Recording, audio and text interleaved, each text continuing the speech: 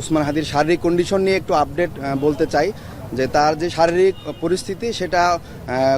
আশঙ্কাজনক যেরকম ছিল সেটা অপরিবর্তিত রয়েছে এবং তার যে ব্রেইনে ইনজুরি ছিল আমরা ঢাকা মেডিকেল কলেজে অপারেশন করেছিলাম এবং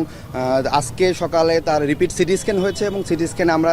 দেখেছি যে তার ব্রেনের যে কন্ডিশনটা সেটা অপরিবর্তিত রয়েছে এবং সেই পরিস্থিতিতে যে ব্রেনের স্টেমে যে ইনজুরিটা ছিল সেটা মারাত্মকভাবে ক্ষতিগ্রস্ত হয়েছে এবং ব্রেনে ইস্কেমিয়া আমরা দেখেছি যে অক্সিজেন স্বল্পতা যেটা আমরা লক্ষ্য করেছিলাম সেটা আরও প্রমিনেন্ট হয়েছে এবং ব্রেনের যে বিভিন্ন জায়গাতে তার ম্যাসিভ ব্লাড ট্রান্সফিউশনের জন্য 6 ব্যাগ ব্লাড এবং 5 ব্যাগ ফ্রেশ ফ্রোজেন প্লাজমা পেয়েছে। সেটার ইফেক্টেড ডিসেমিনেটেড ইন্টারভাস্কুলার যে কোয়াগুলেশন হয়েছিল সেটা এখন ম্যানেজেবল কন্ডিশনে আছে, কিন্তু সেটার কারণে ব্রেনের যে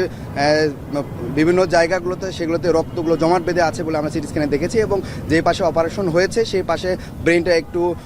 চাপ দিয়ে ওই পাশে ঠেলে দিচ্ছে এরকম করে আমরা পরিলক্ষিত করেছি এবং ব্রেনের পাশাপাশি তার কিডনি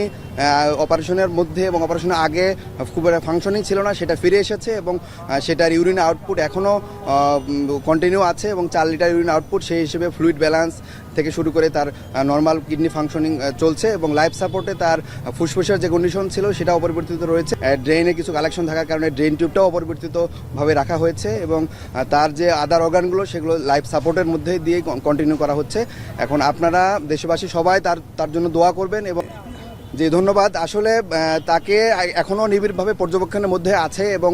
তার পরিবার তাকে উন্নত চিকিৎসার জন্য হয়তোবা বিভিন্ন জায়গায় নেওয়ার জন্য চেষ্টা করছে, তবে সেটা তার পরিবারের সিদ্ধান্তটা চূড়ান্ত বলে আমরা মনে করি এবং এখানে যে